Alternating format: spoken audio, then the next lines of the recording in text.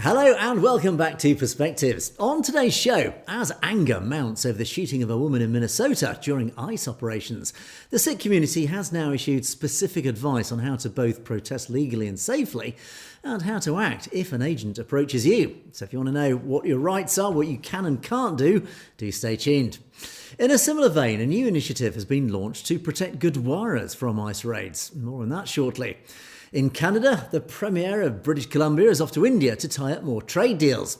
What has the Sikh community got to say about that? Well, rather a lot as it turns out.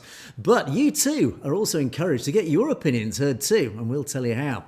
And we take a look at how Khalistan has now potentially become an interesting bargaining chip for Donald Trump to get Narendra Modi on side. Maybe he's been watching our shows after all. Well, all this and more on today's show. And of course, at the end of the show, we'll take a look at loads of great comments which have been filling up below the video. So thank you, as always, for those. Right, let's get underway. And yes, this over the last few days, the end of last week, we had that sort of terrible, tragic event in Minnesota of that lady, Renee Good, who was shot by an ICE agent during, basically some activism, it turns out. And of course, two very different, very divisive schools of thought who've approached this story. And you only need to go onto social media just to get a flavour of how divisive this story has been. There are those, obviously, who say it was just a simple act of cold-blooded murder and a completely unjustified shooting of an innocent woman. And there's the other school of thought who say, look, these guys, the law enforcement agents, they were just doing their job. And this lady put herself stupidly in the line of fire and deliberately ignored an operative of the law and sadly had to pay the ultimate price for that. So it doesn't matter. Ultimately, what matters is that a poor lady is dead. And what matters is, of course, if you're out campaigning and being active on any issues that you care about, how do you stay safe and how do you protest within the law so that you don't fall on the wrong side of the law and put yourself potentially in the firing line? Well, of course, unsurprisingly, there's been a lot of reaction from all the Sikh organisations across America. Who've all released various statements in response to what happened last week with Renee Good.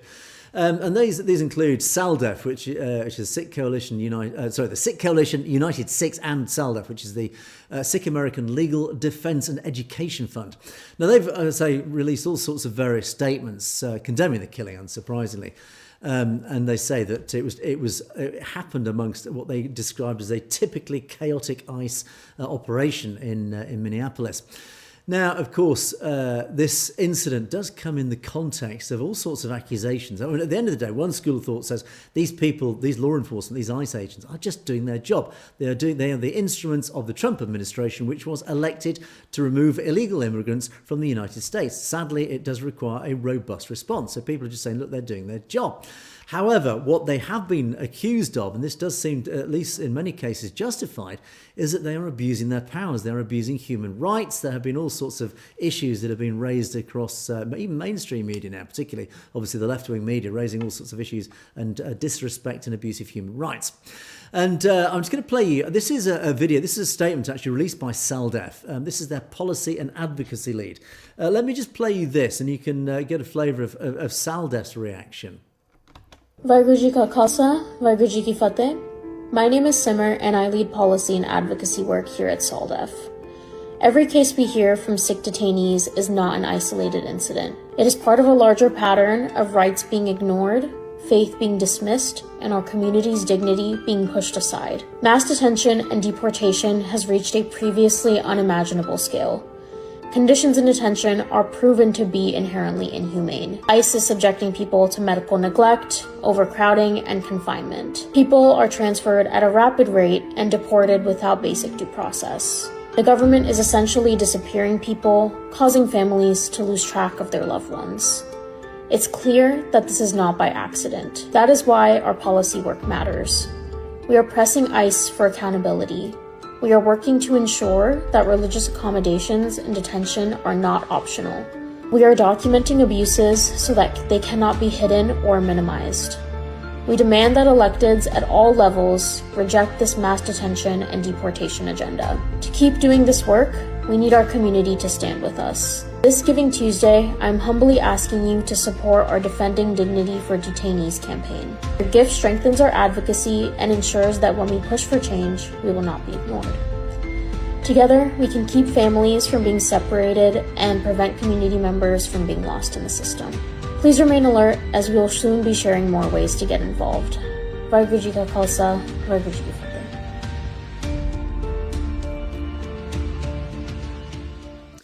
So there you go, some powerful words from Saldef. And of course, yes, she refers there to various issues, including, of course, articles of faith being removed in detention. I mean, at the end of the day, ultimately, if people are in the United States illegally, then unfortunately they are being deported. But that is no excuse for disrespecting things like articles of faith and, of course, just their basic human rights. That is the real issue at stake here. Now, as I said in the intro, of course, one of the big issues here is if you're out campaigning, as many of our community, many of the Sikh community certainly are out there on a regular basis campaigning about many issues, but of course, whether it's Khalistan or again, just basic human rights or anti-transnational oppression, things like that, is that ultimately it is likely you will come up against law enforcement officers in different forms. And it is very important that you understand what your rights are, that you understand what the law is, what you can and can't do, so you can stay safe. Of course, we all in the West live in democracies. We have a right. We have the right to express speech in whatever manner we want, as long as it doesn't incite violence or break any laws. And we have this freedom of expression. We have the freedom to protest, but it can only happen under certain rules and laws, because otherwise, chaos and anarchy would ensue. So these laws are brought in to protect us, and they always have to try to find balance, because ultimately we still need society still needs to function. Society still needs laws to ensure that people don't stray outside those laws and our society starts falling apart. So ultimately, these laws are there for a very good reason, but we all need to respect them. But ultimately, as I say, every administration has to try to find balance in respecting the freedom of speech, but also keeping control of it so it doesn't impinge on the greater societal good. Anyway, all that aside. What matters is, okay, what can you and can't you do? Well, there's all sorts of public pronouncements have been made. This is one I particularly picked up. I think it's very useful. And this is all about, if you're out there protesting, know your rights. You don't need a permit to go out there. If you hear something on the news, you're not happy about it, anybody can go out in the street. You can get out there. You don't need a permit.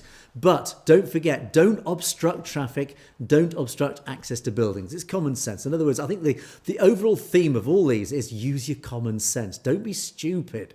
Sadly, that lady who got shot in Minnesota, I've got to be careful what I say here, but she was a bit stupid. She really deliberately provoked that agent. I mean, it's all very well if she's in the right, but she's dead. There's a lesson to be learnt there. It doesn't, being self-righteous and smug and right doesn't save your life. You've got to know what you can and can't do. So please use common sense in these issues. It's easier to redress it afterwards if you're still alive. If you're in the right and you feel that you've been wronged, don't take on a police officer who's armed. And again, many commenters have said this. I'm going on a slight tangent here. Many commenters in the US have said, look, the first thing you learn in the United States is don't upset an armed cop, or don't refuse the orders of a cop who's holding a gun. It's just common sense, Whether you are right or wrong, it doesn't matter. There's a guy holding a gun. You can always argue later in a court of law, but don't, sadly, as this lady did. Anyway, let's not go down that road.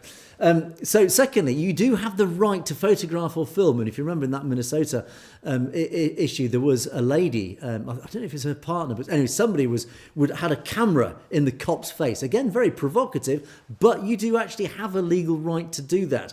You can photograph, film anything that is in plain view, including federal buildings and law enforcement, as long as you're not trespassing or violating a lawful order. And also do not interfere with the actions of the government officials you are recording. Again, it's common sense, but it's very clear. Don't interfere. If you interfere, you potentially become a target. It's very simple. If you believe your rights are being violated, and again, this comes back to what I've just said just now, is write it down. Don't confront them. Don't get them angry. Don't provoke an officer. You will lose. Every single time, you will lose. Do not provoke an officer of the law. If you feel you've been wronged, write it down. Take notes. Take evidence, legal evidence. Then get information from witnesses, if you've got witnesses. Get photographs, etc., particularly of any injuries, because then you can use that retrospectively through a legal process. And you will win if you're in the right. If you do get stopped, ask, am I free to go? If they say yes, calmly walk away.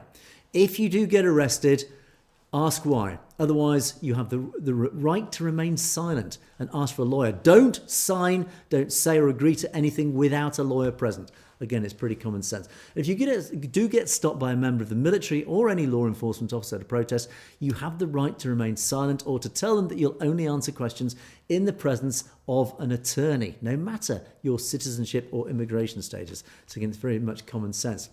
Now, with specifically, if you come up against ICE, if they approach you, ask if you're free to leave. Likewise, if they say yes, calmly walk away. Don't make an issue of it. Just calmly walk away. You do have the right to refuse consent to a search. You have the right to remain silent. You don't have to discuss your immigration status with anyone, even if they ask you. If they ask you where you were born, whether you're a citizen, how you entered the country, you have that right to remain silent. If you do have valid immigration documents, show them. Don't be clever about this. Just show them. And certainly don't provide fake documents. Again, it's pretty common sense. If you are arrested, say that you wish to remain silent and speaking with a lawyer. Get a lawyer as soon as you can. They know the law, obviously. They will advise you what to say and what to do. And you do have the right to record your interaction with immigration agents as long as you don't interfere. Key words there, do not interfere. Sadly, as Renee Good did, that when she paid the ultimate price for it.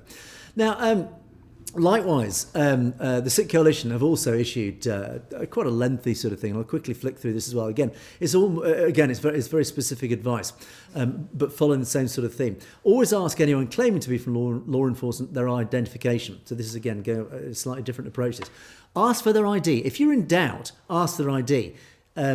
Again, it's right across the Western world. It's even here in the UK. If you're approached by any law enforcement officer, whichever agency, you have the right to ask for their ID. They are obliged to show you their ID. It's very important because they could be anybody. You always have a legal defence. If they don't show you ID, you have a legal defence to refuse any of their orders because you don't know who they are. They could be anybody, particularly if you're a female. And if you're worried about who it is who's demanding this and that and the other, you do have a right to refuse unless they share their ID. If they share their ID, basically do as they say. You never have to talk to ICE agents about your immigration status. Again, it's repeating this. Or of others in the Sangat. Even if ICE agents attempt to bully or scare you, you have the right to remain silent. Again, it's a very crucial right, that. Showing an official document or a picture of an official document, a US passport, green card or visa paperwork, is the quickest way to end a conversation with an ICE agent. Don't show the agent passports from foreign governments. In other words, your goal in any of these situations is to get away from the situation as quickly and as safely as possible. The quickest and safest way to do this, if you have any papers or ID on you and they ask you, show it. Don't be clever, show it. Because then if they see that you are legal, valid, that you are not a threat in any way, they will let you go. You will be free to go. You can walk away safe. Very simple. But like it says, don't try and be clever. If you've got any ID that's from a foreign government, all you're going to do by showing that is raise more questions. It could cause all sorts of problems. So if you have it, just don't show it. You're better off just not showing it. Remain silent. If you are detained by ICE, you have the right to an attorney, but you'll have to find your own. The Sikh Coalition has resources to help you find an attorney. So if you are detained, find one. They will allow you access to look for one, to search one, get on your phone, look up an attorney, or alternatively, I don't know the US system, I'm sure you guys in the US will probably know the system better, but otherwise go to the Sikh Coalition website, they will help you, they'll have phone numbers and contact details. Now, ICE needs a judicial warrant that's signed by a judge to enter any private space, like a home or a business or even a Gurdwarae. You can ask ICE for a warrant through a door or window. So if they come and knock on your door or hammer on your door, demand to see a warrant, and it must be signed by a judge. If they don't have a warrant, you don't have to let them in and they must leave. Again, very clear. Now, in January early this year, the Trump administration ended a policy that helped protect Gurdwaras and other houses of worship from immigration raids. If they come to your Gurdwara, they must show you a judicial warrant signed by a judge. So again, as the previous one, they can only enter your Gurdwara if they have a signed warrant, and it's a warrant that's been signed by a judge. If they don't, you can politely ask them to leave, as I'm sure you would. And no one at the Gurdwara has to talk to ICE or answer the questions about the Sangat. When in doubt, say the following. And of course, you do have the right to remain silent. Otherwise, I do not wish to speak with you, answer your questions about my immigration status, or sign or hand to you any documents based on my Fifth Amendment rights under the United States Constitution. So use your Fifth Amendment rights. Stay silent. You do not have to talk to them. It's very simple. So hopefully that gives you a pretty clear guidance of what your rights are. We do, fortunately, in the West, in the democratic West, we have the right to take to the streets, to protest as loudly as we want, as long as we're not causing a nuisance, as long as we are not interfering with law enforcement, we're not interfering with or obstructing the traffic or obstructing people's access to buildings, etc. But you have the right to walk down a street, run down a street, bang a drum, shout, hold banners, whatever, but always within common sense boundaries. The guidance has been here. Please follow those. Fortunately, all the protests I've seen from certainly the Sikh community have been lawful. They've been very sensible. Of course, they're very experienced. You guys out there who are out there banging the metaphorical drum for Khalistan and for the Sikh community, you basically know your rights. You've been doing it very peacefully. You've been doing it the right way. So well done to you guys. Sadly, there are those who do, sadly, as we saw at the end of last week, there are those who clearly don't understand the common sense rights and wrongs of these situations. There are people, and these are particularly, I have to say, sadly, and this is on all sides. Hindutva, likewise, they tend to go to these sorts of demonstrations. They are activists. They are, the phrase is agents provocateurs. They are literally provocative agents. They go to these events to deliberately provoke and deliberately create trouble, create violence, create anger, create all these sorts of emotions that really whip up these mobs. And that is when, ultimately, that is what provokes law enforcement. If you do that, you provoke law enforcement. This is what Hindutva try with Khalistan protests. They deliberately try invoke and incite violence, incite a violent reaction, because that is what then gets law enforcement involved. So again, the lesson is very clear here. Just if you stay within the laws, if you understand your rights, you understand what you can and can't do, you can get out there and be seen, be visual, be very loud and active and in all these campaigns. But please, please, please stay within the law and you will stay safe to campaign another day. Simple as that. Okay, I'm going to move on to this. This is a slightly related thing, and we've actually touched on this, and this is about the raids on Gurdwarae. It's been a very controversial subject, this, of course, understandably. Or prior to the Trump administration, any Gurdwaras or places of worship were treated as basically as religious sanctuaries, and it was very rare for law enforcement to ever impose on religious places of worship, particularly Gurdwaras. But of course, since January, Trump came in, was it last year, and he obviously set up the ICE operation, which up until January would leave Gurdwaras alone. They did respect this sort of almost, well, it's not unwritten, it was actually written, but they did respect Gurdwaras, and they would not, unless they had really good reason, they would never enter a Gurdwara, and again, with a signed warrant, etc. But it was always as a last resort. But since January, the the Trump administration has rescinded, that's withdrawn, this long-standing Department of Homeland Security guidance that strongly discouraged immigration enforcement actions, including raids at what they call sensitive locations, which of course included Gurdwaras, but also included things like schools and hospitals and other social service providers. Now, the Protecting Sensitive Locations Act would codify this previous guidance into law. So doing so would assure Gurdwara and other religious institutions that worshippers can gather without fear of armed agents. Now, this is a new bill that's being proposed. It was what's described as a common sense bill. It is basically, it's a bill that's been proposed to take us back to where we were prior to this January rescinding of the guidance by Trump. And it's designed to bring us back to that step where Gurdwaras would be seen as places of sanctuary, and that law enforcement officers, including ICE, would only be allowed to enter these places on an absolutely last resort, and they must have they must have authorization from a senior officer to do so. Now, this common sense bill is endorsed by more than 800 civil rights and religious organisations. You can actually help this bill go through. And again, as we often do on the show, we do like to help promote these sorts of things that has a beneficial effect on the community. You can go to the Sikh Coalition and the Quorum website, and you can get involved in this. All you need to do is sign up to this thing. You can act now. You can sign in.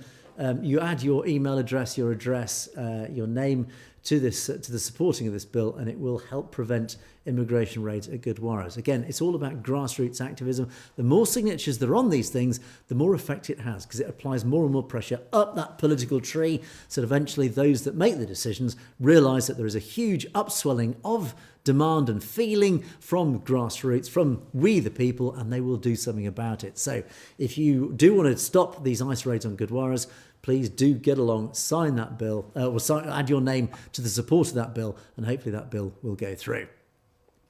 Now let's move north of the border to Canada. And talking about, just before we move on that's actually a screenshot of the thing that you have to sign. It says, no matter where you live, you can take action today.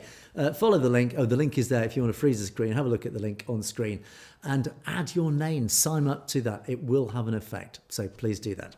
So yes, as I said, let's move north of the border. Canada. Again, it's all about getting involved, grassroots. How can you get involved? Now, unsurprisingly, we've talked about this regularly on Perspectives. It reflects what's happening here in the UK. Trade deals, trumping human rights. Yes, this is the common theme that we're constantly battling on Perspectives. Canada, since Mark Carney took over from Justin Trudeau, sadly, it does appear that dollars trump human rights once again with this new administration in Canada. So there is, fortunately, an opportunity for you, if you are in Canada, getting involved, particularly if you're a Sikh in Canada, getting involved. If you feel that trade is being put ahead of Sikh lives through transnational oppression, get involved. Well, the World Sikh Organisation of Canada, that is obviously a well-known advocacy group that we're all familiar with, it is encouraging you to participate in this public government consultation on the Canada-India trade agreement. So this is actually, the Canadian government is consulting with the Canadian people. What do you think about this trade deal? Do you think it's a good thing? Do you think it's a bad thing? Well, here you go. This is democracy in action. Get involved. Get your feelings heard. Now, of course, this does sit amongst the context of things like Hardeep Singh Nijjar, transnational oppression, Canadian citizens being murdered by the Indian state on Canadian soil. It's pretty outrageous that the fact that we see these two gentlemen, these two country national leaders shaking hands, signing trade deals, when citizens of Canada are being murdered on Canadian soil by that gentleman on the right and his administration. So if you're angry enough, please do something about it. Use the World Sikh Organisation's website, go to their website, get involved. You can actually sign something on this. And hopefully, again, grassroots pressure is the only thing that changes these people's minds, that actually gets things done. If you stay silent, nothing will be done about it. Your human rights will be trampled upon by these individuals, whether it's Mark Carney and Narendra Modi. They're laughing at you whilst they sign their trade deals, because there's only a small number of people that benefit from trade deals ultimately. It is a small elite few on both sides of those trade deals. It is not the average person in the street. Particularly when it comes to forgetting and brushing under the carpet the basic human rights. So please, please, please get involved. If you're in Canada, do something about it. Get involved with that. Now, related to this, related to these trade deals, the Premier of British Columbia, a guy called Dave Eby, if I pronounce his name right, and the British Columbia Minister for Jobs and Economic Growth, a gentleman called Kalon Rav, again, I don't know if I pronounce his name right, but these two guys are planning a trade mission to India to talk about these tying up increasing trade deals with India, because of course they see this huge commercial market of 1.4 billion people. Why wouldn't you want to? Well, the reason is because they do not respect human rights. But ultimately, the Premier of British Columbia doesn't seem to care that much. I'm going to play you a video. This is the man himself. This is British Columbian Premier Dave Eby responding to some questions from the press. over the last several years, Canada and India have not had the strongest relations.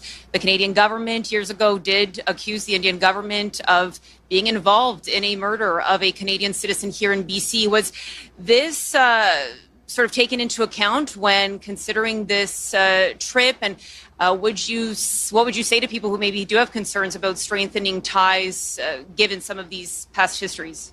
Yeah, British Columbians, and I count myself among them, were profoundly concerned about the murder of Mr. Najjar and certainly the pronouncements of the Prime Minister at the time. Since that time, individuals have been arrested. There's a criminal process underway, and I have confidence that the criminal courts will be able to come to and bring to light any issues related to that. The federal government is engaged with the Indian government on issues of shared concern between India and Canada. That's their proper role. Our proper role as a subnational government, as a province, is to ensure we're looking after British Columbians, and in a moment of opportunity and warming relations with India, to ensure that we're benefiting from that, delivering jobs for British Columbians, and particularly in sectors that have been particularly hard hit by Trump's tariffs, like the softwood industry. So it is important work that's happening at the federal level. The criminal process will continue. And for our part, our engagement with subnational governments and leaders and companies in India is an important part of looking after British Columbians as well. So, I mean, there you go. It's a sort of typical political answer. It sort of says, well, we're doing a lot about it, but ultimately we don't care, which is we're still getting ahead with our trade deals. In other words, if you feel strongly about that this guy is not doing enough about respecting human rights, you need to get involved. And so please make your thoughts known about this trade deal. Also, now the backlash, of course, from the Sikh community, as I said, has actually been pretty extensive.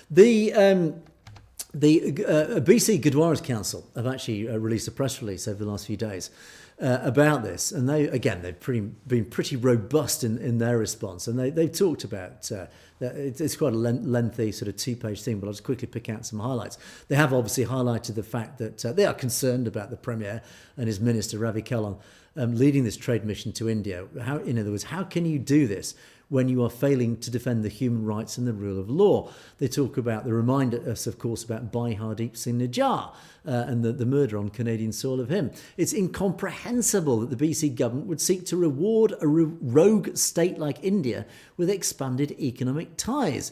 The RCMP, senior government officials, have repeatedly stated on record that the government of India has utilised organised crime networks, Bishnoi gang is a prime example of that, to orchestrate a wave of violence, shootings and extortions across Canada, terrorising our local businesses and families. In other words, why on earth are you going to the very country to tie up trade deals when this country has been known, and as you have been advised by your own law enforcement agencies, they are killing and targeting our own communities here in Canada with violence, with extortion and exploitation and shootings, etc. It smacks of hypocrisy and immorality.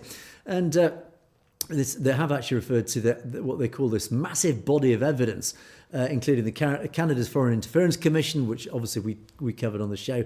They've highlighted the meddling in Canadian affairs by India. The former Deputy Foreign Affairs Minister, David Morrison, recently testified that Amit Shah, India's Home Minister, was the architect of the campaign of violence against Sikh activists in Canada, and likewise the RCMP, who have been very vocal about these links between the Indian government agents and what's been going on in BC particularly. So, and then they do talk about, look, there are better ways of doing this. We don't need to tie up trade deals with India. Why don't we expand towards Latin America? Why don't we expand towards Africa? Likewise with Europe, let's deepen our ties with the European Union and the UK. Jurisdictions that share Canada's commitment to human rights and protection of political dissidents. Not India. Why are we doing it? Why are we focusing on India when we've all got these other massive markets? I mean, these are not small markets that we should be actually focusing on. And so Sikhs across BC are calling on the government to cancel the trade mission, to protect small businesses and to combat foreign interference, etc., etc. So that comes from the BC Gurdwarae Council. Likewise, the Guru Nanak Sikh Gurdwara in Surrey, again in BC, they again likewise have sent out a very robust statement for immediate release. This again was a couple of days ago. The management committee of the Gurdwarae, along with the Sangat, basically supported by the local Sangat, strongly condemns the announced official trip of David Abiy's trip to India. And again, likewise, it describes the context within which they're saying this, Hardeep Singh Nijjar, etc., etc. And it brings up, again, many of the same sorts of issues. Likewise, it highlights the fact that even the RCMP have advised you that Lawrence Bishnoi and his gang have been targeting Sikhs in Canada. So why on earth are you going back out to India to tie up trade deals? And it says, the manner in which this trip has been announced sends a deeply concerning message to the community, to BC, the whole BC community at large, and indeed the whole of Canada. It risks diminishing the gravity of a political assassination carried out on Canadian soil, and in doing so undermines public confidence in the government's duty to protect its citizens. And so again, it's saying, look, very clearly, if you go and tie up trade deals with a country that is killing our citizens, it means we can't trust you anymore to protect us. You clearly are not protecting us. You're protecting the commercial interests of a very, very small number of people. Again, it's a very clear message. So, in other words, it's sending a very clear message to the BC Premier. Look, you need to think twice about this. You should be looking at different markets, more lucrative markets, markets that actually align with our values, markets with governments that respect human rights, that doesn't target the Sikh community particularly, but it's not just the Sikh community, it's the minorities as a whole. So there you go. So if you're in Canada, please get involved in that request for input on this trade deal. If you feel angry enough about it, get involved, make your statement, sign up on that page, go along to that page and get your thoughts heard so that the politicians know that you don't like the whole concept of this. Right, and let's move on now to, this is a bit of an editorial actually, and again, we've talked quite a bit about Khalistan and the potential of Khalistan and what potential good it can bring, not just to the region of Asia Pacific, or at least, Asia Indian Ocean sort of region, but also the potential benefits it can bring to Western democracies. And I often talk about this beachhead in that particular region. Well, of course, Khalistan can only happen if it has the support and the popular support of Western democratic leaders, particularly Donald Trump being the most powerful leader on the planet. Really, ideally, if Khalistan is going to happen, it has to come with not just the consent, but the endorsement and indeed the promotion of people like Donald Trump. So it is really beholden on the Khalistan campaign to try and get Donald Trump on side and to let him know the benefits of Khalistan and what it can bring to the Western nations. But ultimately, Donald Trump isn't stupid. He is a leader who, whether you like him or loathe him, he gets things done. You only need to see what happened recently in Venezuela. And poor Mr. Maduro and his wife, who now are sitting in a prison cell somewhere in New York, is that Donald Trump acts on his beliefs. I'm sure the people of Greenland are sitting a little bit nervously as well as I speak. But ultimately, if Khalistan's going to happen, it does need Donald Trump to align with the whole idea. But it does appear that Donald Trump may actually be taking note of the whole Khalistan situation. Because Donald Trump has often been sort of accused of, or not accused of being, I suppose, of being aligned with playing a bit of a chess game. He actually, and I often say myself, he plays a very clever chess game. He does see 3 or 4 pieces, 3 or 4 moves ahead, and which people take ages to catch up with. And then quite often you hear this, oh yeah, actually now I see what he was doing. Because again, he's always several steps ahead in many of the moves that he makes. And those moves at any given moment quite often appear really a bit sort of counterintuitive. They're saying, what on earth are you doing? But as events unfold, people say, now I see why he did that. And you can start to see the sort of game that he plays. So we are, and he is playing ultimately this sort of quite a high stakes chess game.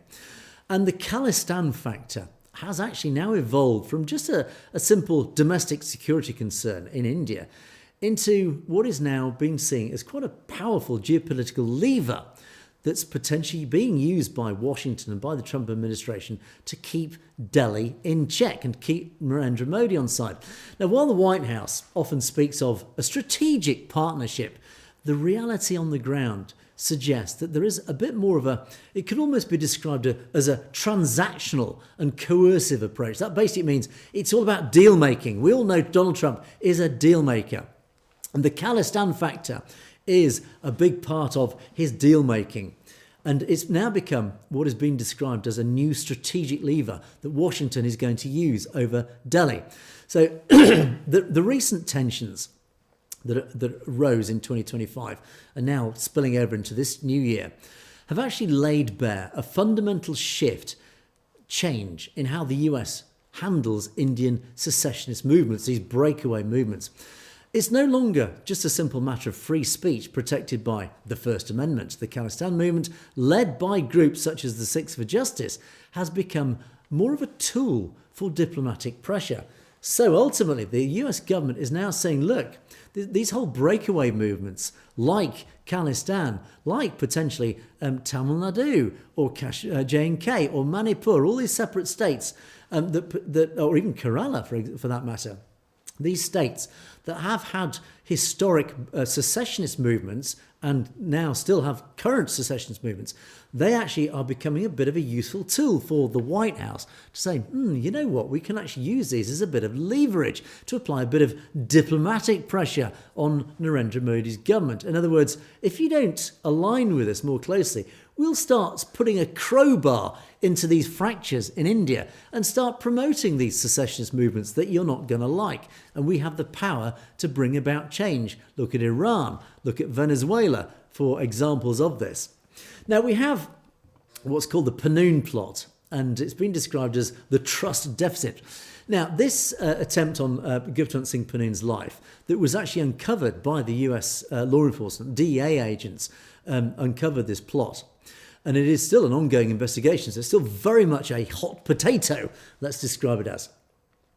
It is, in fact, you can even describe it as a poison pill in this relationship between India and the United States.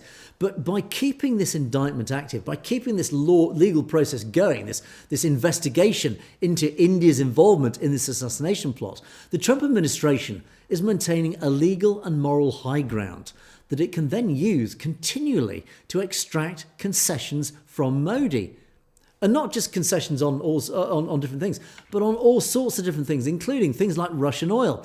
It can now force India to reduce its reliance on Moscow by threatening secondary sanctions or further intelligence disclosures. In other words, if you don't align with us if you don't stop buying Russian oil, then what we can do, we can promote the Khalistan movement. India is not going to like that. So ultimately, Trump can now start pressuring Modi, saying you've got to stop buying Russian oil or at least reduce your purchasing power of Russian oil, or else. Likewise with trade tariffs, countering India's made in India or make in India protectionism. Remember, don't forget, Narendra Modi has this policy that we want to domesticate, patriate manufacturing industry. Let's take it away from other nations. Let's build in India. Let's make in India. So they've got this protectionist policy where they're pushing out foreign investment. So it's the equivalent of MAGA in the United States. It's Modi's equivalent, make in India. So countering India's Make in India protectionism with the threat of labelling India as a state that represses its diaspora, it has, again, you can start to see the sort of the power, the leverage that the US has got over this protectionism. In other words, you need to start letting US investment into India, or else. Secondly, secessionism as this sort of plan B. In Washington, in the White House, there has been, I would say, quite a radical conversation that's now taking place. Sort of the rumours that are leaking out is that there are big conversations happening about India. If a unified India continues to assert strategic autonomy, in other words, acting as this sort of leader over the global south in this whole Asian region, and this bridge to Russia, don't forget the ties with Moscow, some hawks in the US are now arguing that a broken up India actually might be easier to deal with. It might be easier to control effectively. So you can start to see, look, if the US administration sees India as a problem now, then it sees a fragmented, a broken up India as something that's easier to deal with. So you can start to see now why Trump might be, and the rumours are coming out that he might be seeing India as easier to deal with if it's made up of separate states, a federation. So they have this federal union concept that they talk about. And it comes back to what we're talking about, the balkanization of India. There is this growing chatter about a post-Westphalian South Asia. That's a big phrase, Westphalian. What does Westphalian mean? Westphalian is all about respecting sovereignty. But ultimately, and again, it's a very historic concept that we are all nations with sovereignty. We own our own sovereignty over our nations. But there is talk about this post-Westphalian. In other words, let's start disrespecting sovereignty. Sovereignty doesn't matter anymore. What matters is deals with different parts that benefit our interests better.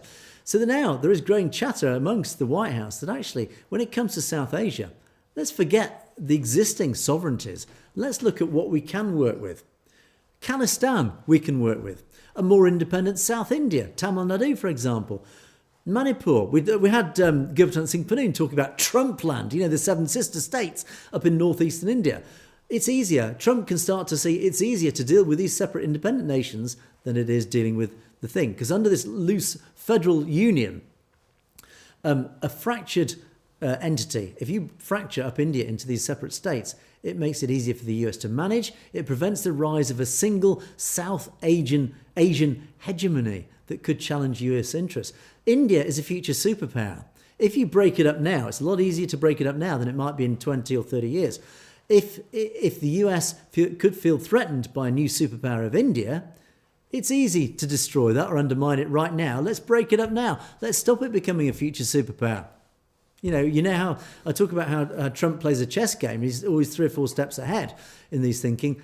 The rumour is he's looking at India thinking, you know what, I think we're better off without a new Indian superpower in 20 years' time. Let's break it up now. Let's make it into a federal union like the European Union. It's easier to deal with that. I can do deals with a federal union of India that includes Khalistan. Start to see where it's coming from. Likewise, hosting the referendum. The fact that the US has actually allowed this Khalistan referendum to take place across all sorts of locations across the United States, and we've reported on that every time it's had its iteration. Sikhs for Justice referendum has been allowed. Now, of course, in democratic US, of course, it's been allowed, but ultimately it has been very much allowed. It's hit mainstream media in the United States. And in the National Mall in Washington, D.C., hosted the last iteration in August last year. It was a loud symbolic message in itself. It was the United States saying to Delhi that the US is willing to provide a platform for those who wish to redraw India's borders.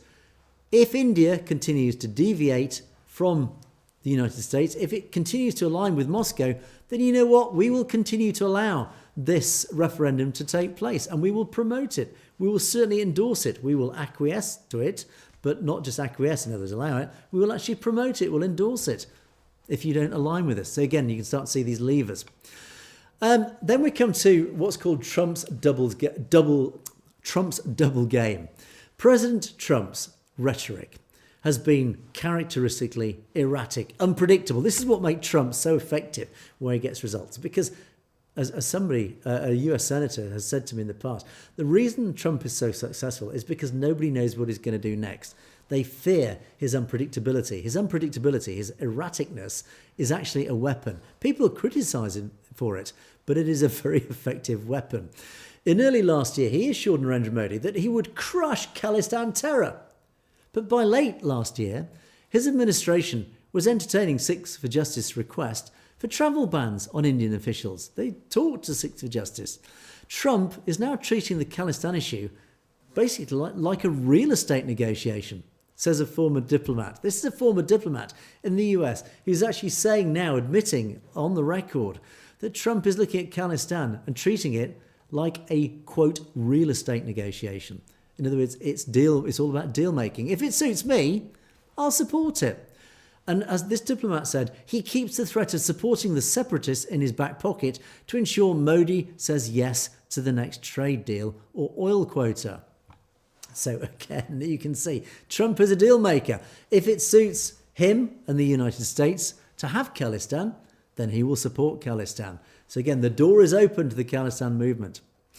And then we have this potential for balkanization. Now, the fear in New Delhi, of course, is that the US might now be changing its mind. It might be pivoting to this idea of a policy of going from sort of regime change to one of regime containment through fragmentation. That big phrase basically means, in other words, let's forget about regime change. Let's just break up the country. It's easier to break up the country than change the regime. We can't change Narendra Modi, and we certainly can't change the RSS control over the Indian parliament, the Lok Sabha, because we know that the RSS and Hindutva have their tentacles all over the Lok Sabha. Policy making is always for the interests of Hindutva forces. In other words, Hindutva is endemic. It is systemic in the Indian government. So if you remove Narendra Modi, you're not removing the RSS. So, in other words, if we can't remove the RSS and their alignment with Moscow and their increasing alignment with China, then let's just break up the country. You can start to see where Trump's mind might be going. So by subtly validating, endorsing, supporting the grievances of secessionist groups like Khalistan, Washington is now creating these internal, I suppose you can call them friction points. They are areas of tension in India. And all that's doing is it's draining India's resources and focus. It means the Indian government is now focusing on trying to keep India together instead of targeting its enemies. Ultimately, it means it's forcing the Indian government to turn inwards on itself, and it's using all its focuses to try and stop the country breaking apart, which means that outside forces like the United States then have a stronger hand to deal with India. We'll break you up unless you do what we want. If you don't do what we want, we'll break you up anyway, because actually it serves us better to break you up. Now, there are three main thrusts of the Trump administration. There is the protecting the separatist movements. In other words, if we maintain this leverage over human rights, the objective basically is to maintain this leverage over human rights. But it's forcing India into this sort of defensive position. In other words, they're having to sort of take a step back. They can't be on the offensive. Secondly, it's deliberately disclosing all sorts of pieces of intelligence, particularly when it comes to Gurdwarae Singh Panoon and transnational oppression. All that's doing is discrediting RAW. It's discrediting the Indian security agencies. It means it's undermining their credibility. And that's eroding trust in India's global standing. And finally, by encouraging this sort of federalist idea, this breaking up of India, it's decentralizing Delhi's power. It means Delhi's central power that we're always fighting against. It's weakening that central government's ability to act independently. So I think 2026 does actually bring ahead of it a lot of interesting stuff. It does appear that the Trump administration is now pivoting towards Khalistan. Even though it's only rumoured, it's all sort of subtext, it's all implied. But ultimately, we do know Donald Trump is a deal maker. He's looking at India in a very different way now. India is not playing ball. India is still continuing to buy Russian oil. It is still continuing to align with Russia, with Iran. Of course, look at Iran. Trump, Iran, you start to see. So it's aligning with Iran. It's aligning with China. It is aligning with the BRICS economy. Trump does not like this. Trump wants the US dollar to be dominant. The BRICS is against the US dollar. It has been set up to challenge the US dollar. So again, you can start to see why India is becoming an increasing problem. What does Trump do with problems? He deals with them. He breaks them up. So again, the door is open to the Khalistan movement. You can start to see why things may start getting interesting in 2026. Remember last year I said 2026 is going to be a year of big change. I'm not wrong so far. I still feel there is even bigger change yet to come this year. Watch this space. Watch the mainstream media. Change is coming this year. It's going to be big. It's going to be interesting. And it's going to be very exciting. So anyway, on that note, let's move on now to our comments column. Thank you to so many of you who've commented to such great extent. There's been some really fascinating comments.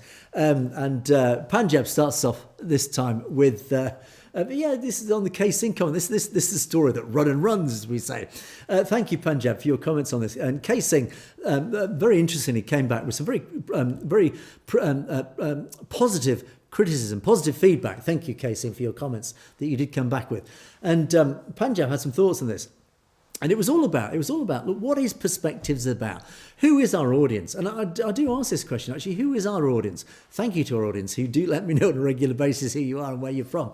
Do appreciate this. But there was a talk about, K-Singh brought up this whole concept is are white people tuning into this? I mean, we do have an aim. It maybe is slightly ambitious, but we want more white people to watch this show so that they can be educated about what Sikh is about, who the Sikh community are, what they represent. Punjab says, look, as much as we'd like to see whites tuning in and watching, but before we go any further, in reality, how many Sikhs tune in to non-Sikh political shows? 0 would be the answer. Yeah, it's true. We tend to watch what actually has specific interest to our community. As you say, you're happy that young Sikhs born in Western countries are watching your show, Angus. Some white people might be watching, don't want to comment. I hope they are. If you're white and watching, let me know. Send us a comment, please. I'll be fascinated to know. You're doing a great job, and from the depths of my heart, thank you. Well, from the depths of my heart, thank you to each and every one of you who have commented and do continue to watch the show. Thank you. So yes, it does ultimately come back to this big question. Who is watching our show? What is Perspectives all about? It's about providing my perspective, a white middle-aged man's perspective from somebody who isn't a Sikh, looking at your issues and giving a very different perspective. I don't always agree with the Sikh community on certain things, but that's my background. My culture it might be slightly different in certain aspects. I do align very deeply. Let me very hastily say I deeply align with the Sikh community. I love everything it stands for. But there will be issues, even amongst the Sikh community. I see on social media, in groups, Sikh groups that actually I'm a member of, I see all sorts of disagreement, particularly, for example, when it comes to the Islamic community. There is very divided opinions on many Sikh issues, even amongst the community. But ultimately, who are we for? Is to provide a white person's perspective on your issues. That's really what it's all about. And again, it's hopefully you guys get a kick out of watching me being educated on many things about Sikhi, which again is always fascinating. And Pam Singh says, thank you. Pam Singh from UK Birmingham in the Midlands. Hi Pam, thank you for your comment. It was very sad to see James leave. James does watch the show. Thank you, James. We know James is watching. You guys made a fabulous team. We did. It was great fun. We had some banter. We loved it. It's down to little old you, Angus. Well, less of the old, thank you. Hopefully not that old. Plenty for Hindutva and for Khalistan. And you appreciate our input and research into Khalistan and the future of Sikhs globally. Indeed. Well, thank you. As I said, I can't do this show without you guys. Thank you, Pam, for your comment. And thank you to each of you who do take such great effort to make these comments. Very much appreciated. 1S1 and 2. Again, another one of our regulars. The Indian hate bots work on both sides of the argument. Yeah, we need to be careful here. Using European names to snowball an argument, using Sikh names to make comments that may insult Muslims or Christians. We need to be very careful, as 1S1 and 2 points out. And I see this in not just in Sikh community, but in other communities. I mean, particularly about the shooting in Minnesota, for example, amongst white groups that, for example, don't include minorities. The division is created by people who adopt fake personas, even fake accounts on social media, or whichever platform it is. They deliberately provoke. They go in there. They make deliberately provocative comments. They're trying to invoke anger, invoke violence almost. And likewise, and very much pertinent to the Sikh community, watch out. We often talk about fake Sikhs. There are people who adopt the name Singh. I've seen it myself, who are very clearly, very obviously not Sikhs. They very clearly don't know very much about Sikhi, yet they use the name Singh to claim that they are Sikhs, and then make some deliberately provocative comment to try and argue, basically on behalf of Hindutva. We do know Hindutva agents take Singh names deliberately to try and stir up problems and to try and undermine the Sikh community. So yeah, this is a warning. Be careful. Don't believe everything you read. Sometimes I read stuff that I think is from a Sikh and think, oh dear God, I'm wrong. And then I think twice about it, thinking, no, it's Hindutva. It's a Hindutva agent. There's no way a Sikh would say that. A genuine Sikh would say that. There you go. So again, you always have to adopt a little bit of common sense about these things. Jat Gabru says, yes, India is definitely next. This was the big question. Is India next? I just talked for 20 minutes, 15 minutes about it. India could be next. I don't know if it genuinely will be, but it is certainly on. Donald Trump will have a list of things to do. My to-do list this year, Donald Trump will open his diary and say, what is in my to-do list this year? And India will be there. I bet you. India is there. Who knows? Watch this space. Rick Singh says, you're really great. You're cautious. You let us know those who are hostile to the channel are actively trying to utmost hide our comments. Yes, this actually had, I think I mentioned it last week. We had a correspondent who emailed me saying, look, sent me screenshots of a comment that this person had made. There was no doubt this comment was there and then it vanished. Just literally, genuinely vanished. So there are forces out there who are removing our comments, your comments. So watch out. And I do try and point out, as you rightly say, Amrit Singh, I do warn you, please watch out. If your comment disappears, let me know. Email your comment to me, because then, if it's worth talking about, I'll bring it up on this section here. Govind Singh says, why is Amit Shah sending his goons to Canada? Why can't we prosecute him? Isn't there any international law to apply to these Indian goons? Yeah, Canada is doing what it can. Ultimately, we've got to catch these people. We've got to have evidence. The rule of law operates in Canada. If these guys come to Canada, they break Canadian law, the RCMP is on them. It is true. The trouble is, it's Amit Shah. It doesn't matter how many people we arrest on the ground. They are just the puppets. They are just paid hands, hired hands. We can replace them tomorrow. Every time you jail one, another one takes their place. It's the head of the snake that we need to decapitate. It is the likes of Amit Shah. It is Narendra Modi. It is these people, Ajit Doval. It is these people that are behind this. Until those people are removed, then these people are just going to keep appearing in Canada, in the US, in Europe, causing transnational repression. So unfortunately, Govind Singh, we have to target our attention and get our leaders, the ones with the power, to remove the head of the snake. That's the only way that things like this can ever stop, sadly. Ragvir Singh, thank you. Gosh, we're running out of time, and I want to spend more time on this, but thank you, Ragvir Singh.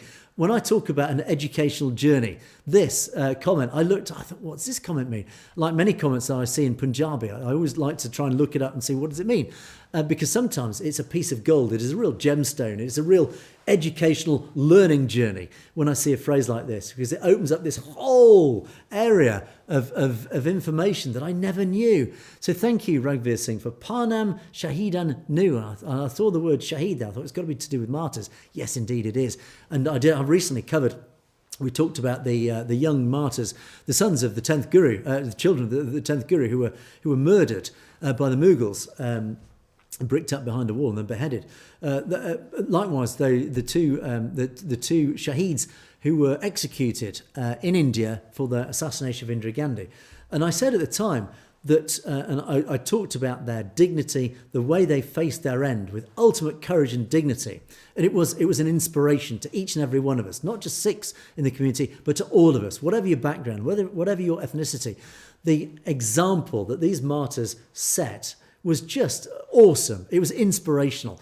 And this Parnam Shahidan Nu, I'm going to read you something. I'm sure many of you will be familiar about this concept, but again, part of my learning journey.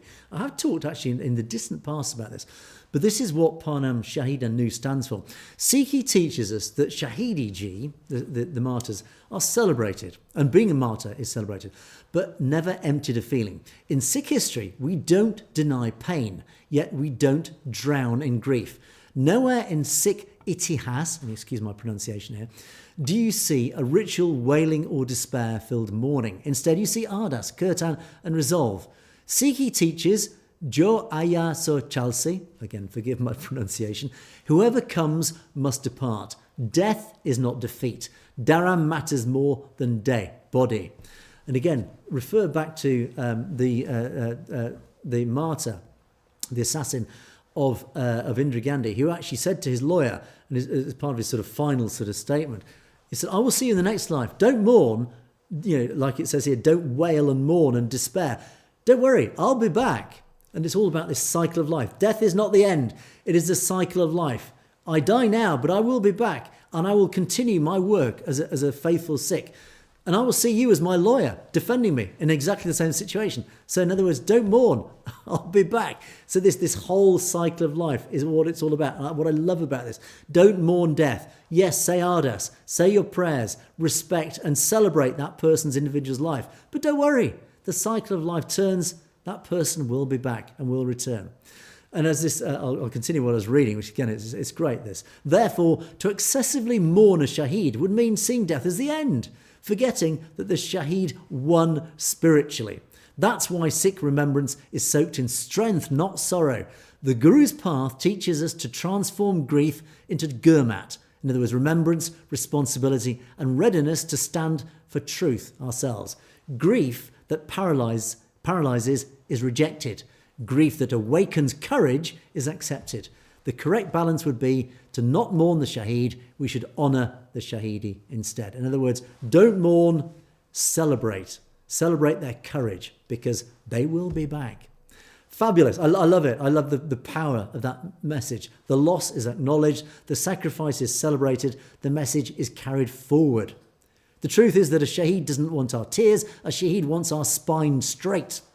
If remembering them makes us braver, more truthful, more just, then we have honoured them correctly. Therefore, the inner argument of whether to grieve the Shaheed or celebrate their Shaheed isn't a conflict with Sikhi. It is Sikhi speaking inside you. Powerful words. Love it. Absolutely love it. So thank you, Raghveer Singh, for your comment there. That was very well received. As I say, it was a very interesting educational journey for me. And again, it's a very, very powerful message. Balwinder Singh, why have you a picture of a genocidal maniac behind it? Oh, come on. We've been here before. We've had comments like this before. Complete ignorance, Balwinder Singh. And again, one wonders, are you a genuine Sikh? Because if you go to your Gurdwarae, you will see a similar portrait in your Gurdwarae. So, I mean, even I, maybe I'm wrong here. Maybe you are a real Sikh, but do you go to the Gurdwarae? Have you not seen this picture in your own Gurdwarae? Maybe you don't go to your Gurdwarae. Who knows? Anyway, Stay Safe comes back with a very sensible response. I would say this response doesn't even justify a genuine response. It justifies a thanks for the comment, but you need to do a bit more research about what a genocide genuinely is and understand who this great man was and what he represented. He represented your human rights, mate, is what it is all about. And final set. Ripperji. Thank you, Ripperji. An unfamiliar name on the comments. Thank you for joining us. Welcome to the family, the Satledge family. Hello, Angus. Sat Sri Akal Ji. I think SSA stands for Sat Sri Akal. My educational journey is complete. I know what SSA stands for, unless I'm wrong. James, welcome back, James. ProPix TV, for those who might not know. ProPix TV is James, and he says, still enjoy the show. Well, thanks for watching, James. Do keep watching, do keep commenting. I listen to them in the car. Remind the viewers, you can save the shows on YouTube. You can listen on the go. So yeah, if you can't watch us on YouTube, listen to us in the car. Jaslene, thank you, Jaslene. Jaslene has a really good blog that she maintains and always sends us an email and links the show on her blog. Sadly, I can't remember the name of the blog. I'll come back to that, Jaslene. But anyway, for those who care, have a look at Jaslene's blog. It's always a very interesting blog, very beautifully written blog. Thank you, Jaslene, and thank you for your comment. And as you say, Chardi Kala to all humanity for 2026 and beyond. GSG Human, great job, bro. I love the show. You're from Punjab. Hooray! Big shout out to the guys in Punjab. Thank you. We want more viewers in Punjab. Spread the word. The Punjab audience is our most critical, crucial audience. We need to get more people in the Punjab watching because our show is absolutely crucial for spreading the truth to you guys in India, in the Punjab. I hope many of you can understand my English. We do have English subtitles. But I do hope you can follow the show. But most importantly, do spread the word. Don't forget, you can bypass the Great India firewall. You can change your settings in YouTube to a different country. You can use a VPN to watch the show. So please, please, please get more people in the Punjab watching. I need your feedback from the Punjab. I need your news. I need to know what's going on in the ground. It's very hard to get the truth out of the Punjab. There's only the Godi media that doesn't report the truth. It's you guys in the Punjab that gets the truth out. We need to know the truth. So thank you and welcome, GSG Human. Thank you for watching. Get your mates to watch this as well. Punjab comes back again. Good morning, Angus. How do we contribute regularly? Please put a link. Thank you. Yes, there's a problem with the link. I've been on to Surinder, the US team who control this. I'll get it sorted. There is a link below. For some reason at the moment, it's not working. But I'll get back to you on that. Please, if you're willing to contribute, please do contribute. We do need the financial support to keep us going. Talking of which, if you want to sponsor the show, if you know any companies, particularly in the Sikh community, whether in the US, Canada, Europe, United Kingdom, even down under, our Kiwi or Aussie friends, if you know a company that would like to sponsor us, you want to appear in the lower thirds at the bottom like that, your name, your company name, let us know. Please come and sponsor the show. We are looking for sponsors. Spread the word. If you want to contribute, if you want to sponsor the show, get a great big advert, get seen around the world, please let us know and get in touch. You can email me at that very message at Satledge TV. And then the final comment, and just so you can see it, Raghveer Singh returns. Thank you, Raghveer. Khalistan Zindabad. That is the note we always like to finish the show on. Absolutely, that is what it's all about. Do watch this space, because we believe the US might be pivoting towards Khalistan now. We think the word on the street is maybe Donald Trump is raising an eyebrow to the whole concept of Khalistan. Who knows? Fingers crossed it's going to come. We do know it's going to come. We have full confidence. It is going to come. Watch that space. But that's it for another day. We're well over time as always. I don't know how I manage this all on my own, but simply it's because I've been rabbiting on far too long, and loads of your great comments, which do keep me talking as well. So thank you. Keep your comments coming. Don't forget, message me directly at message@satellotv.com if there's something you'd like to talk to me about directly. But that is it for another day. Thanks so much for watching. I will catch you next time.